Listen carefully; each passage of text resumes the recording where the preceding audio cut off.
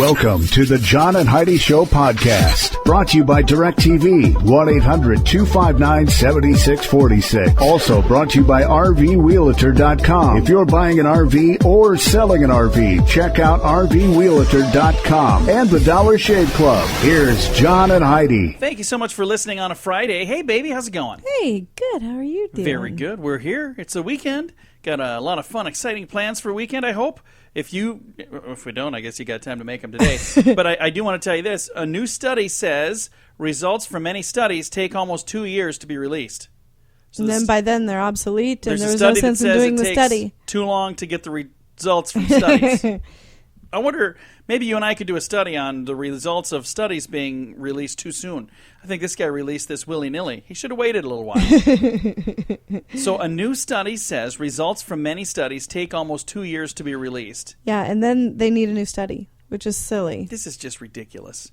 I think we have too many studies. I agree completely. I'm going to do a study to see why we have so darn many studies. It drives me nuts. I'll do that in a bit, though. We've got a program to do right now. It's a Friday, and we appreciate you joining us on the John and Heidi Show. This portion of the program is brought to you by Dollar Shave Club. Get razors for $1 a month, plus a few bucks shipping, so you can enjoy fresh razors every month for as little as $3. Learn more at dollarshaveclub.com/radio. More than age, your marital status, and your blood pressure, and smoking, anxiety is the top cause of heart attacks. So they're saying anxiety is a bigger thing than age, marital status, blood pressure, and smoking. Yep. This is according to a study from the Lone Cardiovascular Research Foundation in Massachusetts. And according to our study that we read recently, this is probably from a few years ago. So. But I think that would probably still be. So anxiety, they're saying just calm down. Don't be so worked up about things. Sometimes you can't. Depends on what's going on. You can't calm down. Even if there's stuff going on. That. Do this. Take a deep breath. And then a breath out. If you can do that, you're already doing better than some. There's some that can't do that. So just calm down and realize that it's all going to be okay. Your hair looks ridiculous. I know it does. I need to do something with it. Don't you leave me alone. All right, you're listening to the John and Heidi Show. Beaver Cleaver, remember him from Leave It to Beaver? Yes. His little brother is in the news, coming up after this. Ah. This portion of the program is brought to you by RVRealtor.com. If you want to buy or sell an RV, go to RVRealtor.com. List your RV for free. Learn more at RVRealtor.com. When I was a kid, I watched Leave It to Beaver. Did you watch that as a kid? Oh, my dad had us watching that all the time. That's right. Your dad loves that show, doesn't he? Yes. Well, on Leave It to Beaver, there's a young man, Beaver Cleaver. His real name is Jerry Mathers. Well, his real-life younger brother, Sean Mathers, is a police officer in Los Angeles, and he's on a special unit. Yeah. He's on a special unit there that has now gotten the nickname the Skunk Squad. Here's why. The LAPD has a special unit that drives drug dealers and other lowlifes out of abandoned buildings. So this is a big problem. Somebody, goes out of business, they got a building, drug dealers set up shop there, right? And they're going, okay, we've got fences, we've got, locks, we've got everything we can do, and they won't stay out of there. So now what they do is they fill the rooms. They don't fill them, but they put blobs of this horrid smelling goop in the rooms, and this skunk squad is now what they call this group. Their weapon is called skunk snot. Say that. That sounds fun. Skunk snot. It sends criminals running for fresh air while gagging and holding their noses. The odor keeps them away for days as well. Skunk snot has been unable to do what fences and gates and barbed wire and multiple arrests have been unable to do, but they've been able to make it happen with skunk snot. Huh. Lieutenant Sean Mathers, the younger brother of Leave It to Beaver star Jerry Mathers, he and another partner surfed the web to discover skunk snot. It's a synthetic repellent gel invented in New Zealand. It's $12 for a tube that's big enough to smear about 5 locations. So for $12, they can keep bad guys out of 5 different abandoned buildings. That's pretty cool. That's very affordable, we should see too. If civilians can buy that stuff. I'd kind of like to get it just to see what it smells like. If I got it, I don't know where I would use it, though. Because I don't want to put it somewhere that I want to go. We could put it in our son's room. I have a feeling it'd be an improvement. It's not quite that bad. Anyway, stuff is called skunk snot, and I think that's really cool. Thanks so much for joining us on a Friday. The John and Heidi Show is brought to you in part by the Keystone Treatment Center. This is your brain, and this is your brain on drugs. We share silly stories here on the program, but addiction is no joke. If you or someone you know suffers with an addiction to drugs or alcohol, make today the day you seek help. Call toll-free 844-204-1055. That's a toll-free number. Again? 844-204-1055. And this is your brain on drugs. It's amazing what somebody might decide to steal when their brain is on drugs. In Flagstaff, Arizona, 37-year-old Christopher Billy is facing burglary charges after stealing, well, I should say, allegedly climbing into a hearse and stealing the flowers inside. Oh. Yeah. Police were called to Our Lady of Guadalupe Church by a funeral director who was watching as Billy opened the hearse door, climbed inside, and began grabbing flower vases. Not surprisingly, he was quite intoxicated at the time that he was arrested. That's awful. It is. What was he going to do with them, I wonder? It's like, oh, my sweetheart says I'll never bring her flowers. Yeah, maybe it was in the doghouse. And it's like, well, she said I never bring her flowers. What does this one say? My beloved husband. I don't understand exactly. All right, there you go. This has been your brain on drugs. This portion of the program is brought to you by Keystone Treatment Center. Addiction is no laughing matter. Call Keystone Treatment Center toll-free at 1-844-204-1055. Imagine offering teenagers assault rifles as prizes. What? An Oklahoma church had planned to give away a semi-automatic rifle as a weekend retreat for teens. They canceled it after one of the organizers was unable to attend. The shooting competition has been canceled, and the church says they'll give the $800 gun away next year. The church said the gun giveaway was to encourage teens to show up. So they're going, hey, we want you kids to show up, so we're going to give away a semi-automatic rifle. Now, I will tell you this. I personally don't have a problem with it. If the kids know what they're doing. Right. I mean, it sounds like they're at a shooting retreat, so they're being taught gun safety. And if they know what they're doing, then this probably isn't necessarily a moment of duh. It sounds like it when you read the headline. No. Oh, it does too. Let's give a bunch of teenagers an assault rifle. But if they're teenagers that went through this gun training, it's a completely different story. Our son is 18, so he'd be a teenager. He would love to have a semi-automatic assault rifle. Yeah. He's asked me, Dad, will you buy me one of these? I'm like, I would love to have one. I'm just saying. And I will no, one day. I'm not buying you one. So, might buy me one, but I'm not buying you one. All right. Thanks for listening to the John and Heidi Show on a Friday. The Scoop of the Day is brought to you by Wells Blue Bunny. If you want delicious ice cream, be sure to look for the Blue Bunny. Sure to have your favorite flavors. Learn more at bluebunny.com. Now, your Scoop of the Day. Free coffins. Get your coffins. The government of Ukraine is so broke, they haven't been able to send the elderly their pension checks for nearly a year, so officials are now sending them free coffins instead of money. Oh, Many boy. of the angry retirees say they're not dead yet. What I need is a loaf of bread. Don't send me a coffin. Oh, my goodness. So they're saying, we can't afford to have you alive anymore. Could you please climb in this thing? That is so sad. That's in Ukraine. That's a kick in the gut, isn't it? Oh, yeah, definitely. 2 men escaped in a car after robbing a convenience store. Police were soon in pursuit, but had some difficulty catching up with the high-speed suspects. However, they were able to keep the suspects in sight. The chase lasted about 10 minutes, and then suddenly it was all over. The suspects had turned down a one-way street and crashed their car into a set of gates at the dead end of a road. Bizarre as it may seem, and very unfortunate for these wrong-way dead-end robbers, they crashed into the gates of the state prison. Oh, wow. 2 men were apprehended, later charged with armed robbery and numerous other charges related to the chase and crash. Each man is now serving a prison term in the very same prison they crashed into. So that's where they get to go for a while. A bumbling, how do you say that? Bumbling armed raider threatened a bank teller with a pistol in Bordeaux, France. He demanded $13,700.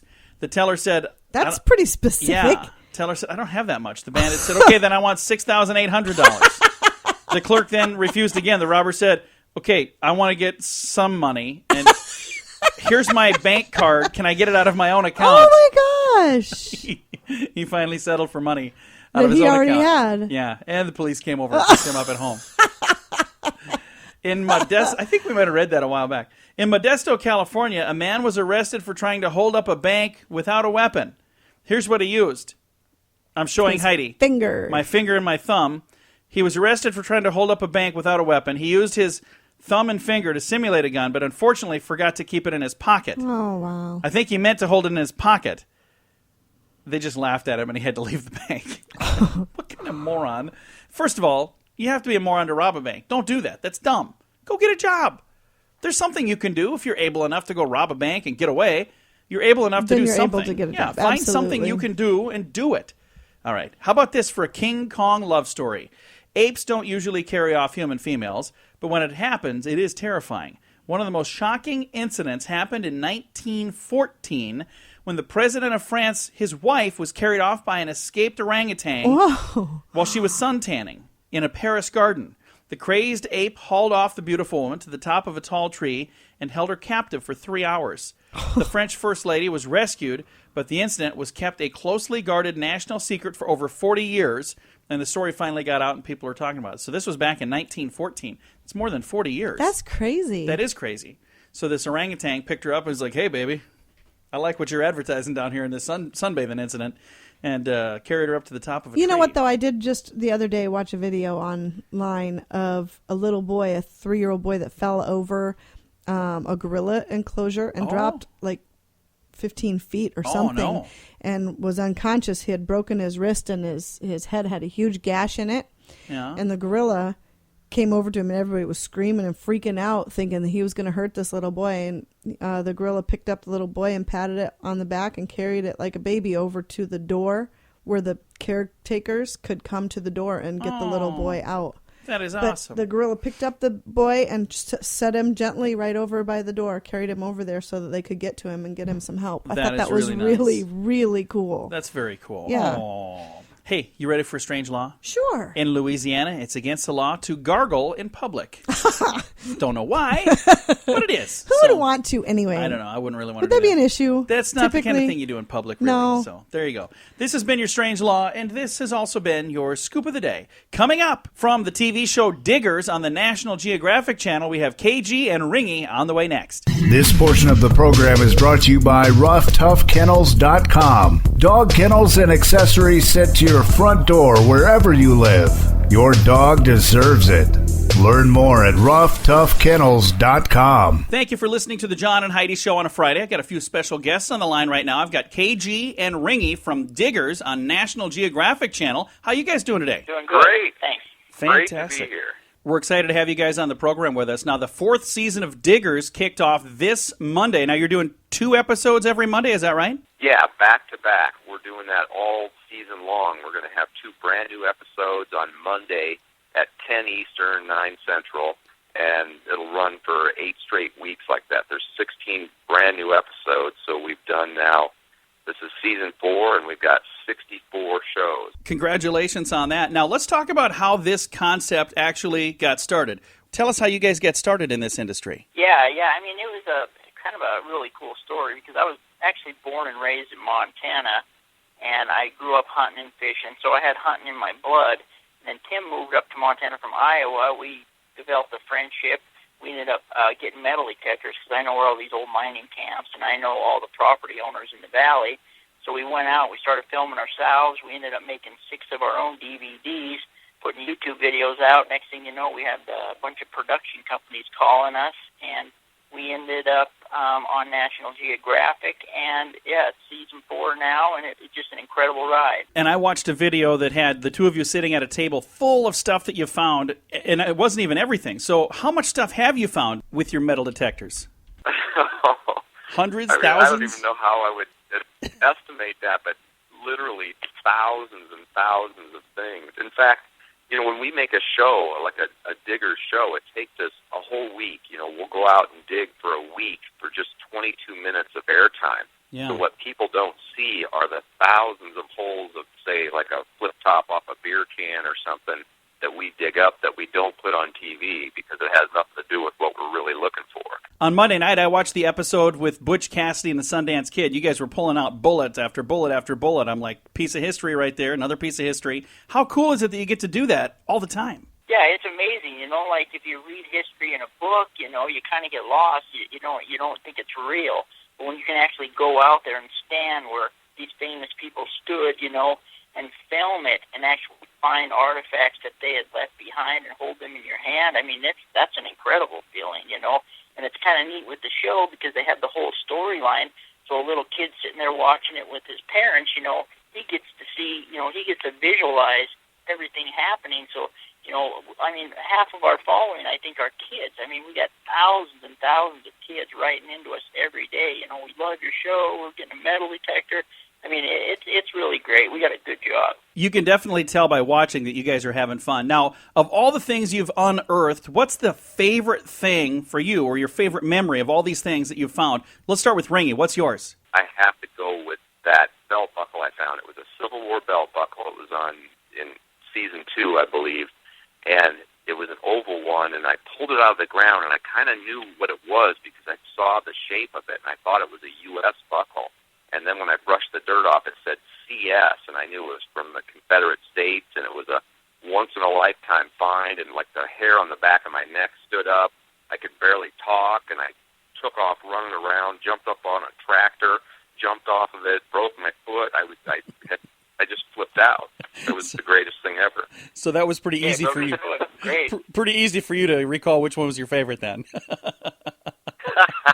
Yeah. Broken foot and all. So, KG, how about you? Which one, of all the things you've unearthed and pulled out of the ground, is there something that kind of stands out to you, whether you broke your foot over the deal or not? Yeah, you know, I mean, one of my favorite was more of an emotional one. I mean, we actually went to Idaho, and this lady heard that we were in the area, so she called us up and wanted to know if we would come look for her husband's wedding ring. They had matching wedding bands that were made into peace symbols that the best man gave them for their wedding, like, you know, 30 years ago or whenever.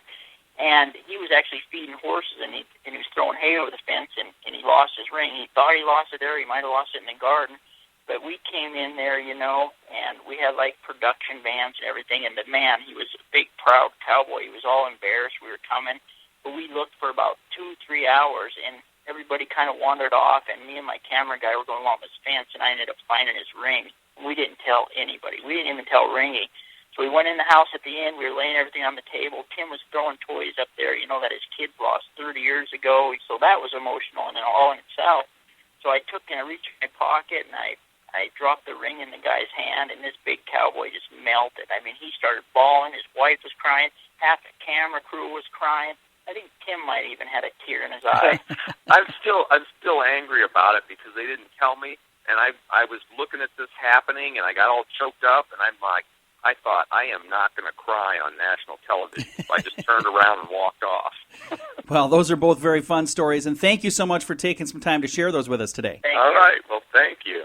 Again, right there, KG and Ringey, and they're with the TV program Diggers. Now, it started Monday on National Geographic Channel. You can watch 2 episodes every Monday. Set your DVR to record them. If you missed the ones already, you can catch them on a rerun. Again, it's called Diggers, National Geographic Channel, Monday nights at 10, 9 Central. Thanks for listening to The John and Heidi Show. Hey, this is KG. And this is Ringey from National Geographic's TV show Diggers. And you're listening to The John and Heidi Show. This portion of the program is brought to you by CarsForSale.com. If you're in the market to buy a car, truck, or van, find thousands of vehicles to choose from at CarsForSale.com.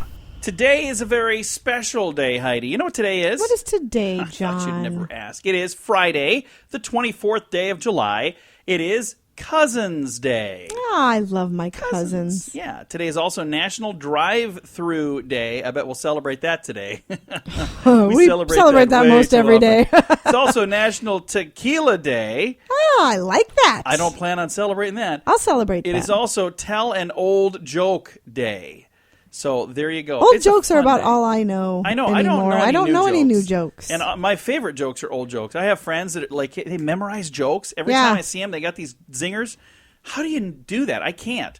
I mess up even the ones I do have. I'm like, horse walked into a bar, and then why was there a horse in the bar? I don't remember exactly. I don't remember how this goes. Something about a long face or something. I don't know. All right, this has been your special day. It is the 24th day of July. It's a Friday. Thank you so much for joining us right here on the John and Heidi Show. This portion of the program is brought to you by StoneGroupArchitects.com. It's more than a building. It's design and function working together. Check out the project portfolio at StoneGroupArchitects.com. There could be some good news for those who have gone from bad hair days to no hair days. Scientists say they have successfully cloned human hair, Heidi. The way it works is they take some of your healthy hair follicles from the back of your head and they clone them, and then they inject the cloned hair into your balding areas. The British team conducting the experiment says it could take up to 1,000 injections, and while that sounds like a lot, it's still easier than the current transplant method. They say the technique increases hair counts in at least 2/3 of the patients after 6 months. 4 out of 5 if the scalp is stimulated beforehand through gentle abrasions that encourage growth of your hair. If all continues to go well, the procedure could become available within 5 years, but there's no word on what it's going to cost. Oh, I'm sure it's not going to be cheap. They're going to clone your hair, so it's your hair. It's your real hair. It's been cloned and moved to the front of your head. Yeah, I'm sure that's not cheap. You know, I personally don't mind the look of somebody that has lost their hair. I don't either. I think you almost look more distinguished. You know, when you think about people who've lost their hair, it's not like a sign of weakness or anything. No. Your dad is bald. Oh, yeah. Has been my whole life. I honestly think he would look funny with hair now. He would. I've seen him with like wigs at Halloween and stuff, certain wigs. He looks ridiculous. Everybody looks ridiculous in like a Halloween wig. No. I mean, it was like a toupee thing that he had on for Halloween one year. And but if it was a good one, it wouldn't look so silly. It would look silly. Wigs are ridiculous. I remember an episode of Seinfeld. Does it seem like I talk about Seinfeld too much here? I might. Well, you watch it a lot. I watch it a lot. There was an episode of Seinfeld where George Costanza had a hairpiece, and Elaine hated it. And she threw it out the window, didn't she? She did. Yeah. She got so mad she threw it out the window. It was so funny. Anyway, for those of you who are follically challenged, there's some good news that may be coming your way. Thank you so much for joining us right here on the John and Heidi Show on a Friday. This portion of the program is brought to you by DirecTV, 1-800-259-7646. Also brought to you by RVWheelator.com. If you're buying an RV or selling an RV, check out RVWheelator.com and the Dollar Shave Club. Here's John and Heidi. In Rochester, Minnesota, an unidentified man walked into a bank, flashed a gun, and demanded some cash. Bank employees said he seemed a little nervous and a little fidgety. In fact, he left the building before he even got the cash. Maybe he left because it dawned on him that he had locked his keys in his rusty old truck outside. After a couple of minutes of trying in vain to get into the truck, he walked to a nearby house and asked for a coat hanger. Suspecting that something might be up, they wouldn't give him one. Finally, the desperate guy took out his gun, broke the window, and drove away. Not only did he leave with no money, the window is probably going to cost more to fix than the truck's even worth. Oh. So he didn't really think that through very well. No. Not that any bank robber ever does, but he locked his keys in his truck. It's a good thing that he didn't leave with cash, because they probably would have been like chasing him a little more, with a little more importance. Well, I'm surprised they weren't after him anyway. They probably were. And if they had his license plate number and stuff. It sounds like this took a while, so I don't know what they were up to exactly. We'd really like to get over there, but we're in the middle of an episode of Chips. We'll be there after this is done. I have no clue what's going on.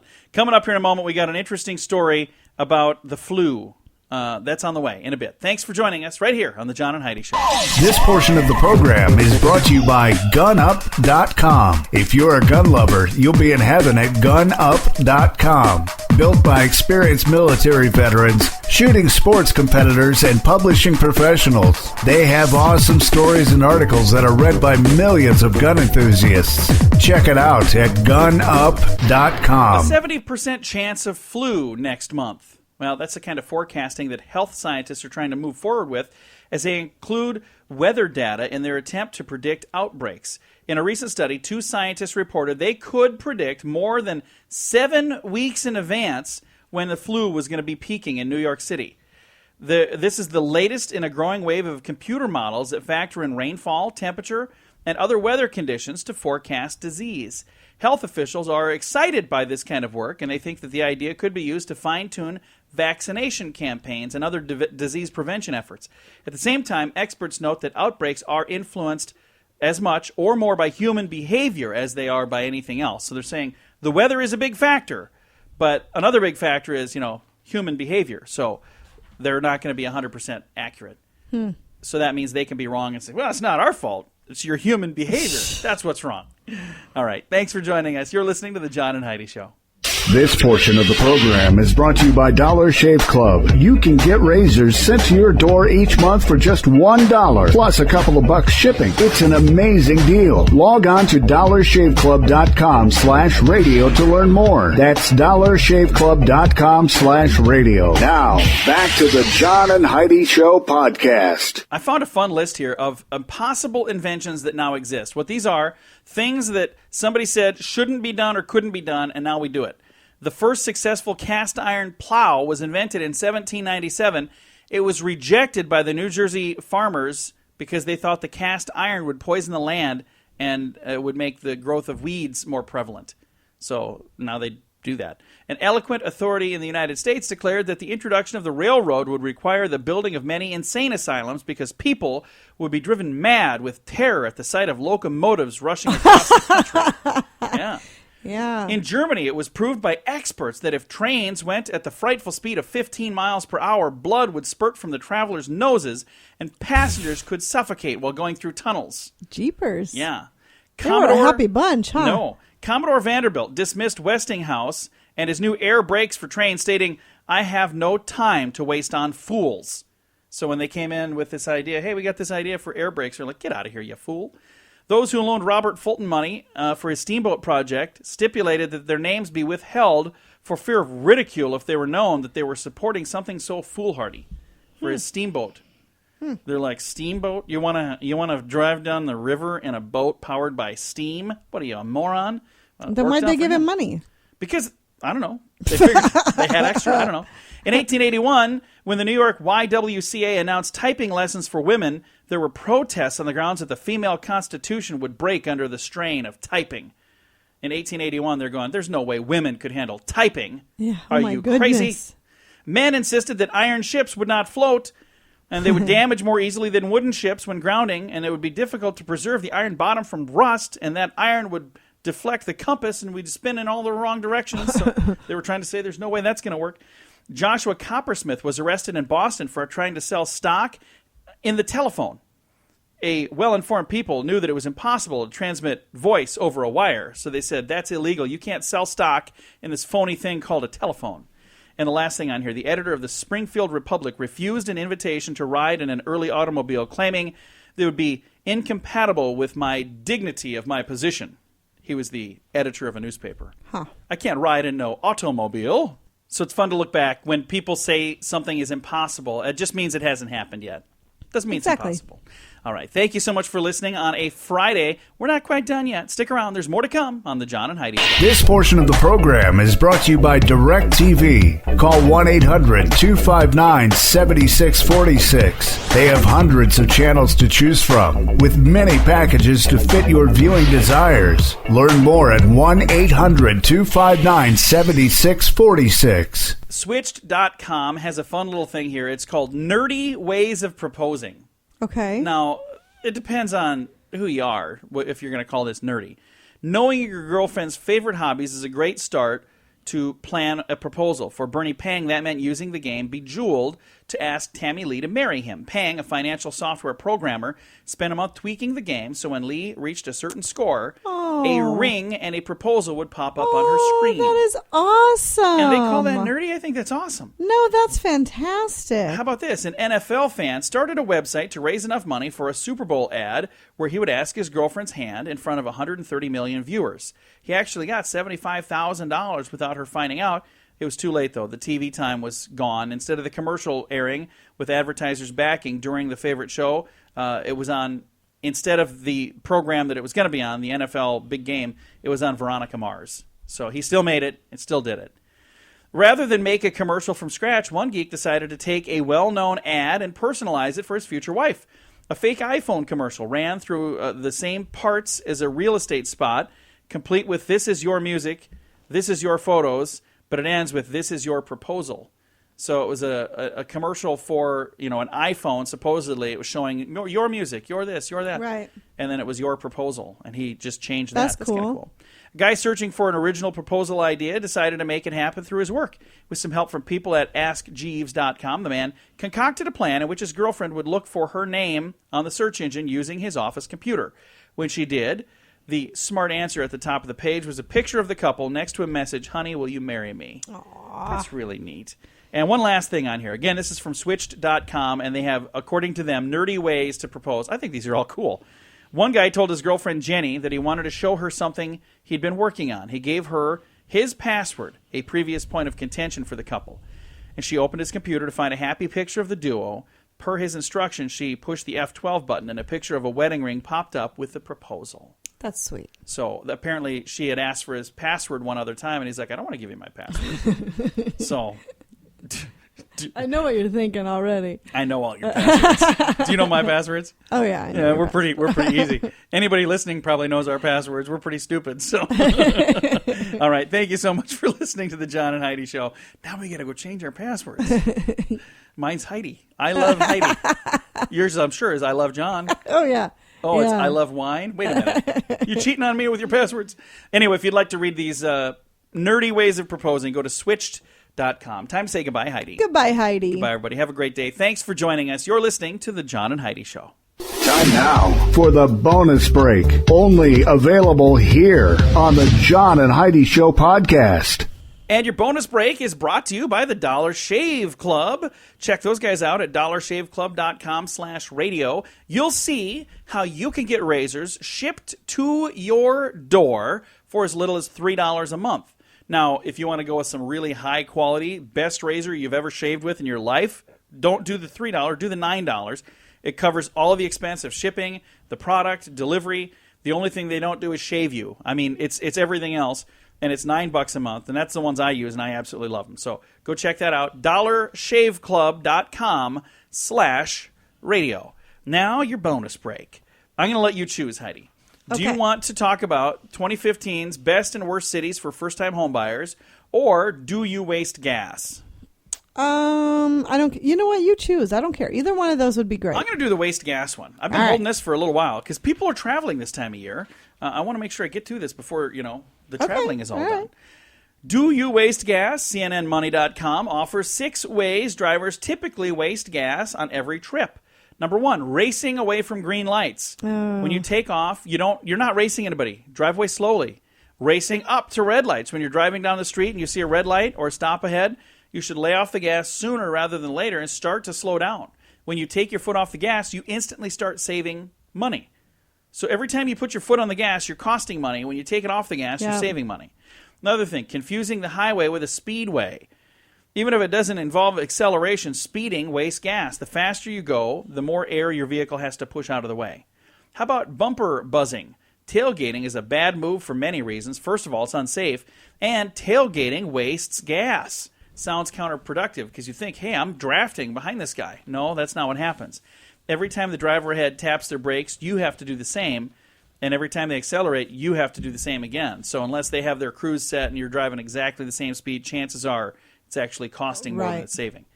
Driving, standing still. You've probably heard that it takes more gas to restart a car than to let it run, but with modern engines, it takes very little extra to restart a car once it's warmed up. Idling, meanwhile, burns about half a mile worth of gas every minute. So every minute, you could have gone about a half a mile. So if you're going to be waiting, I was at the the grocery store the other day. I pulled in, and vehicles on both sides of me were running. Nobody in them. I got out, that truck was running, and I was like, I thought the noise was coming from over there, and I was like, that one's running too. Why would you leave your vehicles running? And there's nobody in them. I have to tell you all the time, just turn it off, though, because you idle all the time. No. You just leave it running. No, I don't. Even just the other day when we stopped to put air in the tire, you left the vehicle running while you got out to put air in the tire. Because I was just putting air in the tire. I wasn't going into a store. How about short stops? For really short trips, take advantage of the opportunity to get some exercise. Try walking instead of driving for short trips. Mm-hmm. So instead of driving across the street, you should walk over there. Yeah, probably. All right, if you'd like to read this entire list, CNNMoney.com has all of that. And that's for those of you out there wasting gas. I'm going to go waste some gas. It's the weekend. Let's get the heck out of here and go have some do that. fun. Thank you so much for listening to the John and Heidi Show. Program is brought to you in part by dollarshaveclub.com/radio. Go check those guys out. Get your razors, get shaved up, look all pretty for those weddings you have this summer, all those fun things you have to do. Look like a handsome man. Again, dollarshaveclub.com/radio.